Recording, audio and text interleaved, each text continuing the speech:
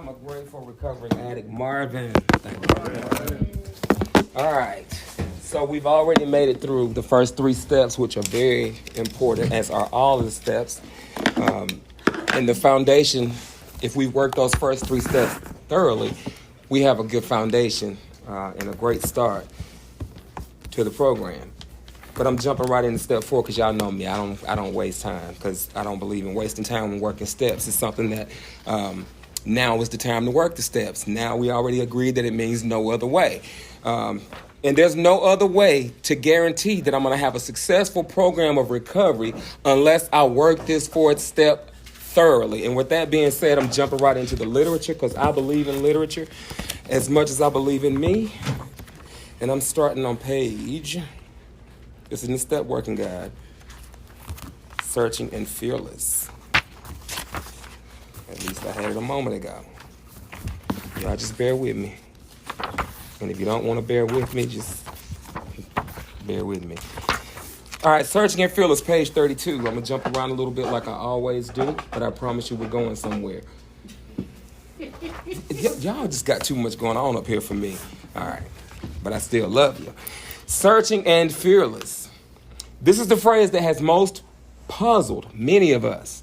We probably understand what searching means, but what about fearless? How can we get over all our fear?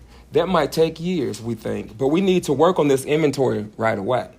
Taking a fearless inventory means going ahead despite our fear. It means having the courage to take this action no matter how we feel about it. It means having the courage to be honest, even when we're cringing inside and swearing that we'll take what we're writing to the grave. It means having the determination to be thorough, even when it seems that we've written enough. It means having the faith to trust this process and trust our higher power to give us whatever quality we need to walk through the process. Let's face it, this step does involve a lot of work, but we can take heart from the fact that there's rarely a deadline on completing this step. We can do it in manageable sections, a little at a time, until we're done. The only thing that's important is that we work on it consistently. Consistently, nonstop, no interruptions, unimpeded. Consistently, nonstop, without interruption. What are you telling me? I'm telling myself that I have to be thorough in this searching and fearless moral inventory. Oh, I'm fearless. We all like to be fearless until it comes time to do what fearless people have to do. The funny thing about this, something else I want to read too, and y'all know this is my favorite, when I always read on page 31, where it talks about most of us came to NA because we wanted to stop something using drugs. I'm not even going there tonight. I'm going to give y'all something new. Give y'all a remix a little bit. This is the basic text, so if you have a problem, you can talk to those who wrote the book. I didn't, I'm just reading it. And if you have a problem with me, you can still talk to me. I'm still reading and going to talk about it. And we're going to be all right. Okay. We have been experts at self-deception and rationalization. What does it mean to deceive, to trick, to be in denial about? So self-deception, I have tricked myself into thinking that I'm something that I'm not, which is why I need a searching and fearless moral inventory. Because see, I've tricked myself, and then I've allowed the drugs to trick me into thinking that I'm something that I'm not. See, the drugs can't tease or trick me into thinking that I'm an NFL football player because I'm not an NFL football player. It cannot trick me into thinking that I'm an NBA basketball player because clearly I'm not, right? But let's talk about it can trick me into thinking that I'm a worthless piece of lowlife, dick-sucking, gay black man that's never going to be nothing, never been nothing. I mean, it can trick me into that because the thing about it is it stole my identity. Again, most of us come wanting to stop something. It's just we want to like ourselves. How can we like ourselves when we don't know who we are? Now, that's what the step working guy said. And early on, here we go. Let me keep going. By writing our inventory, we can overcome these obstacles. A written inventory will unlock parts of our subconscious that remain hidden when we simply think about or talk about who we are. Once it is all down on paper, it is much easier to see and much harder to deny our true nature. True nature. So if there's a true nature that tells me there's a false nature that is born in that self-deception out of using. So here I am thinking I'm something that I'm not, and then I stop using and I'm abstinent and I continue doing the thing that I used to do because I'm practicing old behaviors I used to practice. And I ain't changed a bit because I ain't searching and I ain't fearless. But anyways, Honest self-assessment is one of the keys to our new way of life. Let's face it, when we were not honest with ourselves. We are becoming honest with ourselves when we admit that addiction has defeated us and that we need help. It took a long time to admit that we were beaten. We found that we do not recover physically, mentally, or spiritually overnight.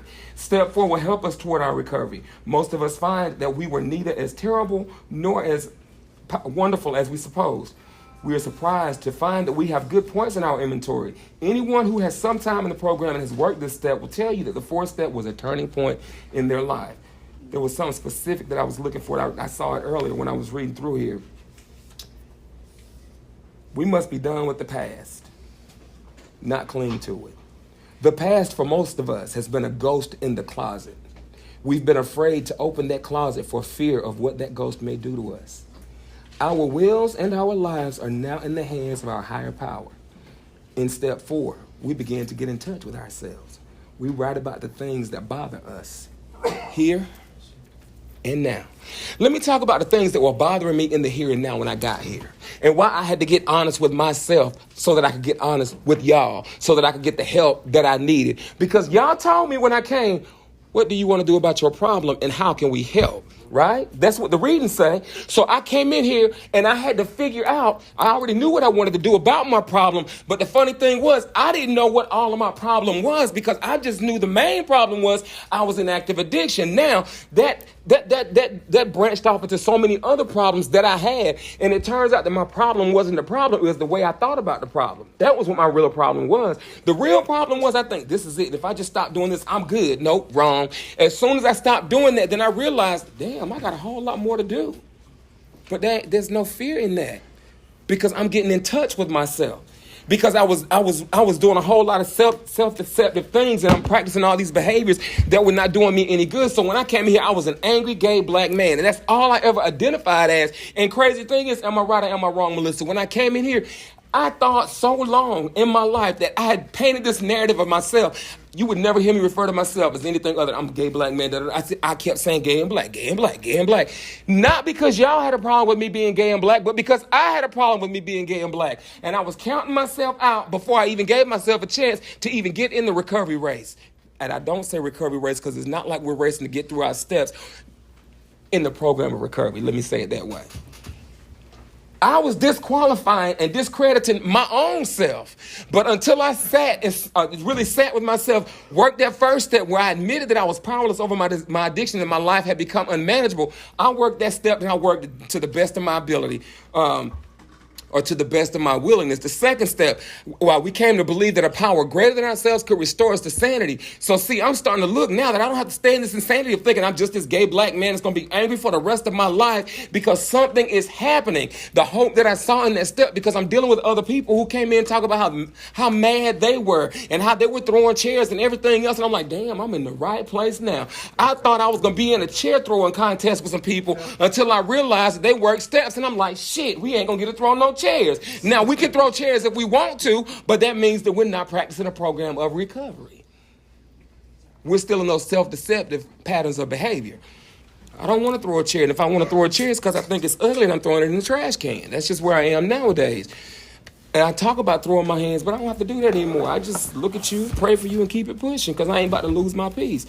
But anyways, it was only until I sat with myself and started looking at my attributes, my true nature. I'm loving, I'm compassionate, I'm empathetic, I'm kind. How many of you know I can't see that if I'm in a defensive mode, in a defensive stance all the time? Because I haven't I haven't begun to even open up and do this inventory. And y'all thought I forgot the third step. I didn't. So I made a decision to turn my will and my life over to the care of God as I understood him. Because see, up to that point, I thought I understood me. Turns out I didn't. Turns out that I really didn't hate y'all as much as I thought I hated y'all. Turns out I really did want to choke half of y'all half as much as I thought I really wanted to choke you. But then I started doing work on me and I realized it wasn't even you that I really wanted to choke. It was just me trying to figure out, can you please just leave me alone for a minute long enough so I can get some damn recovery? I didn't really want to choke you. Well, no, I kind of did. I'm lying now. Yeah, I kind of did. Because I was still learning how to recover. I'm still learning how to recover. Don't get it twisted. I don't wake up perfect. I know y'all think I wake up like this, and for the most part I do. But I don't wake up looking like this. I don't wake up acting like, no, I'm lying. Yes, I do. I got so much energy. Yeah, I do wake up like this. But one thing I don't do, I don't wake up wanting to use. Because I haven't found anything that's greater than the Marvin that I've uncovered by doing a searching and fearless moral inventory. I didn't have to search far to find what my issues were. I already knew what they were. I was running from them. Hell, I knew what I was running from. That's why I was running. I love talking to people when I ask, and what do you, and why is that? I don't know. Bitch, yes you do. Stop lying. Stop lying. We always know. Nobody knows us better than we know ourselves. You couldn't tell me what was wrong with me, but I could.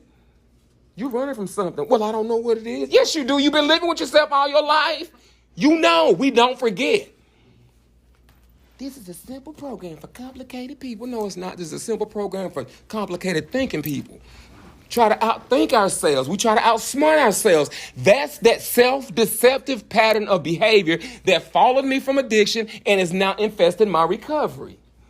And it's telling me I'm not recovering because it's self-deceptive. That's why it's important for us to get around a group of addicts. Because we know, we smell bullshit, we see bullshit, and we call it out. I don't know what I'm doing, bitch. Yes, you do. You don't want to do anything. You want to justify your behaviors so you can stay the way that you are. But let me go ahead and kick that crutch out from underneath you because somebody kicked mine out from underneath me. I'm not telling you what you want to hear. I'm telling you what you need to hear. But I don't know if I can do this. No, you just don't want to do this. Self-honesty, rigorous self-honesty. When I'm doing a searching and fearless moral inventory, I'm assessing where I'm at. In order for me to assess where I am, I got to look at where the hell was I? Was it so appealing and so appetizing where I came from that I want to stop what I'm doing now? I want to leave the location where I am now and go back where I came from? Because, see, the drugs and everything else that I was doing over there was so appealing and so appetizing. Let me forget about the work that I've done so far and put all this effort into becoming the man that I can look myself in the mirror and say, you know what, I'm proud of you. I love you. Let me just forget for a minute and go back where I came from. Was it that appetizing? Is it that great that it's going to make me forget who I am in the present? In the right here and the right now? Because see, we address issues that are in the here and the now. And because I'm present and aware in the here and now, I'm not afraid to connect with the then and the yesterday. Because I've learned how to let it hurt and let it heal. Because the thing that I'm only as sick as my secrets. That's what y'all said. And so I learned to come in here and say, you know what? I ain't got no secrets. You want to know? Ask. I'll tell you. But be prepared for what you hear. And if you judge, I don't give a damn. It ain't gonna make me lose any of my sleep, and it's not gonna take away any of my clean time, and it won't take away any of my recovery because we all progress in our recovery the same way, through the steps. The faith that I got in that third step, that you know what, God loved me just for who I was and just how I was, for the black gay man that I was and that I am. I love me some me. All 6 feet, 2 inches, or 214.2 pounds, because I lost some weight, thank God. I love all my pecan-tannishness. All of it. And apparently some other folk do too, because they be sliding in my DMs. I'm like, you better leave me alone now. I'm trying to stay celibate here. Just leave me alone now. But I'm looking at my here and my now. And I can laugh about this. Now, the time I wouldn't have joked about that openly. I was 45 years old when I came into recovery. And for the first time in my life, that's when I was able to accept that I am gay, and I would say it. Like, how can you not look at me and tell that I'm gay?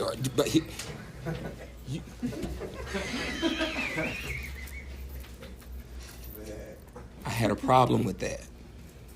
And because it was my problem, if you said something about it, you could have been well-intentioned, but you say something about my gayness or my blackness. I can say something about being gay and black, but you can't say nothing to me about being gay and black, because the minute you do, I'm fucking you up. And then I'm going, and this is the craziness and the self-deception. And then I'm going to get a bag, and I'm going to get high, because I'm mad at you. But the minute that I did that searching and fearless moral inventory, see, the disease, it doesn't have the hold on me. It doesn't know me like I know myself. So when it comes knocking on my door, I don't even answer. I don't have to. I send a little faith to the door. I send some self-discipline to the door. I let the spiritual principles do my talking, because remember I said spiritual principles, all of them are action words.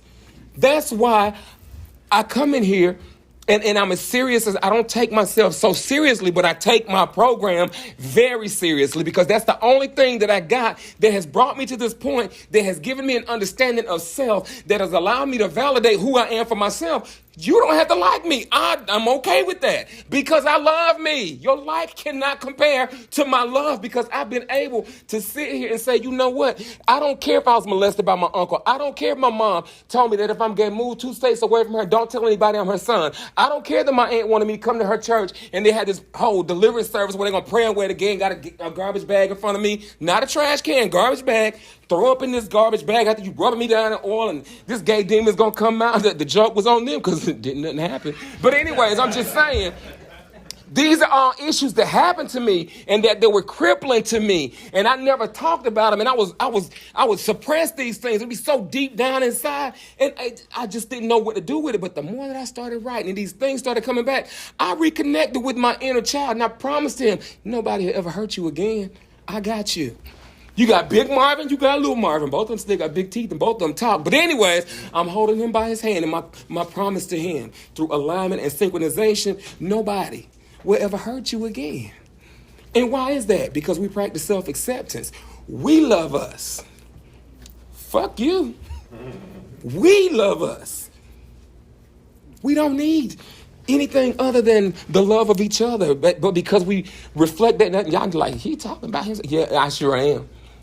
Yes, I had to go back and I had to reconnect with that child that was hurt because that's what we came in this room as. That's what I came in this room as. I came in here as a broken little hurt child who never knew how to heal because he never had the opportunity to heal. So I had to synchronize with him as the present self that I am right now. And I had to create a space of healing so that I understood this is where it went wrong. This is the exact nature. When little Marvin was told this at this time, everybody's telling him he's going to hell and there's something wrong with you because there's this gay demon that has to come out of you. And I was sick and tired of being sick and tired and having people look at me some kind of crazy when all I was trying to do was love and keep loving and give and keep giving. I was then who I am now, but because I don't give a fuck about what you think about me, who I am, the gifts flow. They were always ready to flow. I didn't have the willingness because I didn't have the understanding and I had fear. I was afraid to be me because I was scared of what you were going to think about me. Now, child, you can think whatever you want to think about me. I don't care. I will strut up and down this hallway butt ass naked if I want to and don't give a damn what you feel about it. Yeah. Call me on it if you want to. I'll unstrip right now if I want to. But I work step 9. I got self-discipline. Besides, I don't want y'all to be wanting me anyway. So, y'all just couldn't handle yourselves. We write about the things. How you doing? We write about the things that bother us here and now. What's bothering me here and right now? You want me to tell you what's bothering me here and right now? Nothing. Because I learned how to trouble the thing that's troubling me. And that's why I say things like, if I'm going to pray about something, I'm not going to worry about it. And if I'm going to worry about it, I'm not going to pray about it because I have a power greater than myself who I choose to call God. And when a problem gets too big for me, even before it's not a problem, it's a challenge for me. But when it becomes too much for me, I'm like, okay, God, take this because I'm over here. I need to do this. And it's just, that's the way my relationship with the God and my understanding works. I stay free to do the work at the will as I see it, as I understand his will for my life, period. I've given it to him. You want me to work for you? Okay, I need you to handle this. I got you. The God of my understanding is my ride or die. See, I don't put expectations in men, in women. I don't do that. I do what I do because it's coming from the goodness and the kindness of my heart. And whether it's God, the universe, or whatever, I get my payback. I ain't worried about none of all that. But I'm going to live a life where my heart is free to be able to flow. My love is not going to be corrupted. My love is not going to have a hidden agenda. I'm not going to allow you to talk about somebody around me. Love is not going to sit there and tolerate certain things. But once I did that searching and fearless moral inventory, I began to feel the love. And then that love started making me stop talking about people because I gossip just like the rest of them. Anytime I talk about what you're doing, I done this shit too. I don't talk about things I have not done. I am not so perfect that I come up in here walking on damn water. I don't do it. Now, I have walked on floors that had water on them, but there was still a floor beneath that water. I'm just saying. I bathe in water. I don't walk on it. But I'm just saying, I'm in that place now that I don't have time to be talking about nobody else, because love is not going to talk about nobody. Love will make you pray for somebody, but love ain't going to have you talking about them. Love is not going to have me gossiping about them. Don't step to me if you want to talk about, what's your name? Joanna, thank you. If you're going to talk about Joanna, Marvin, you know Joanna, hold on, I'm coming to get Joanna, I'm getting you. Okay, now what were you saying, Melissa? Because you ain't finna catch me up. Now, I'm serious. You not finna catch me up in nothing, because the fifth step, the integrity of that step right there, no, baby, I'm going to shut that shit down before it even pops off, because you're not going to say, Marvin said. No, that's not what we do. Because I don't want to be the reason that your fourth step causes you any kind of issues like mine caused for me. And now here I am doing the searching and fearless moral inventory, and I got to make this call to this person and say, you know what? You hurt my feelings because I'm sensitive. And I'm not going to say, you just a sensitive motherfucker. You little pansy-ass pussy. Get it together. I'm going to sit there because recovery has taught me, listen. And I don't have to listen with my ears to feel you with my heart. If you tell me I hurt you, that pains me to my spirit, so I'm going to sit there and listen. Let me read this from Living Clean. On page 227. It might be 229, but it's 220-something. Walk with me. Told you, I'm in my literature. I don't play. It's 227, just to let you know. And it's toward the bottom. At first, we may let go only when we're beaten. But our tolerance for pain diminishes as we recover. We are less willing to go along with things that wound our spirit. And the longer I'm in recovery, the less willing I am to go along with things that not only wound my spirit, but that wound yours too. I don't have to have a gun or a knife to kill you. My words can do that. A lot of us, like myself, came to these rooms because somebody's words hurt us.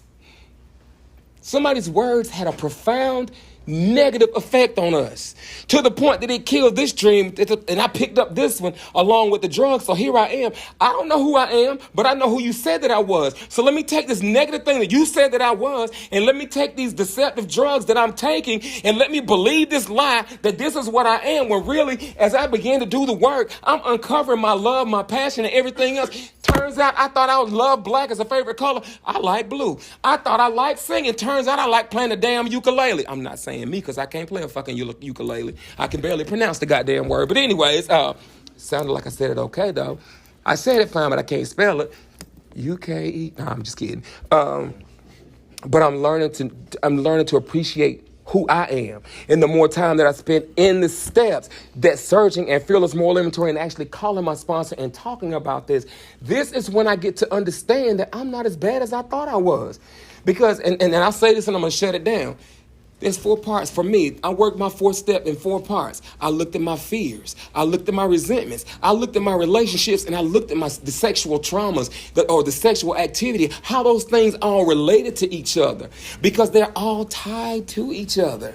I have courage. I'm going to tell you now, if I say and told you I am fearless, but I have courage, but it doesn't mean that I don't feel fear. It means that when I feel the fear, I have enough courage and have enough faith to say, you know what, and enough self-honesty, I feel it. But courage goes around the corner regardless of whether it knows fear is there or not. Faith is not the absence of fear. It just means there might be some fear, but faith stands up, it flexes its muscle and gets rid of the fear.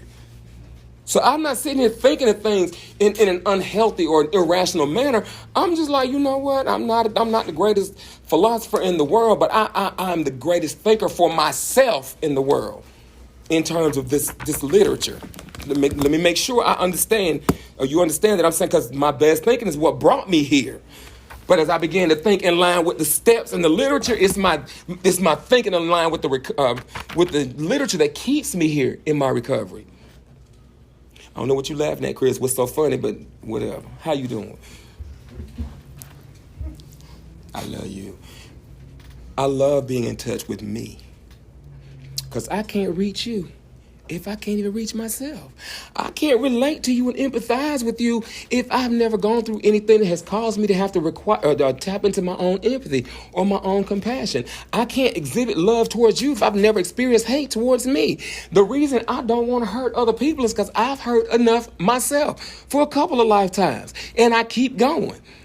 When you talk about hope, hope looks like a lot of things that I just choose not to talk about, because the more I talk about the problem, the bigger the problem becomes. And none of that is a problem for me anymore. One other thing that I used to have an issue with, I can't believe I'm about to tell y'all this right now. I'm going to tell y'all how free I am, and I don't give a damn how you think about me. One of the biggest things that I had a problem with is I did this thing called having sex one time, right? And I didn't know what that was, because I've been a virgin all my life. You know I'm lying. Y'all want to hear this, don't you? My name is Marvin. Thanks for letting me share. I'm not done. No, I'm really not done. I'm not done. Last thing, I'm gonna sit down, because this is this is how free I am. This is how happy, how joyous, and how free I am. And I can't believe I'm about to tell y'all this, but I am. See, I got this thing called HIV, right? You wouldn't know unless I told you that. I slept with somebody one time. I never did not use protection except this one time. Now talk about somebody mad, somebody that's aggressive and defensive. Imagine what happened when I found out that this happened. I knew it without knowing it. When I found out, I was so goddamn mad, I could have killed the whole entire world. The whole world. Because here I am, and I wasn't even so much mad at the other person as I was myself. But this is how comfortable I am on my recovery. There's something I said I never open my mouth to say anything about to anybody unless I'm sleeping with you, because it ain't your business. Because everything ain't for a meeting. But when I feel something come up, I go with it, because that's how God is. God has a sense of humor sometimes. He'd be like, tell this. I'd be like, you lost your goddamn mind. He'd be like, what I say? I'd be like, okay, God. You see how happy, joyous, and free I am? I don't care whether y'all knew that or not. And I don't care if you go out of here and talk about it after the night. I don't give a damn about anonymity. I do, but I know that we don't respect it. I do know that. But I don't care if you talk about that, because at the end of the day, I have enough recovery, enough self-respect, enough self-dignity, enough love that at the end of the day, take my garbage and take it to the trash can. Run that shit out. If you want to talk about me, make sure you put the best punctuation you possibly can. Make sure you give me the best prayers you possibly can. But I'm going to pray for you, because I don't hurt anymore. I'm happy, I'm joyous, and I'm free. I came in here and I bought into the fact that the messages that any addict can stop using. I can stop using excuses, not just drugs. I don't have an excuse to be an asshole no more. I can stop using, lose the desire to use, but it did specifically say stop using drugs. But see, attention is a drug too. I can lose the desire to use and find a new way to live. Lost dreams awaken and new possibilities arise. And until Marvin decided to awaken and arise, none of that shit was possible. I'm a grateful recovering addict, Marvin. Thanks for letting me share.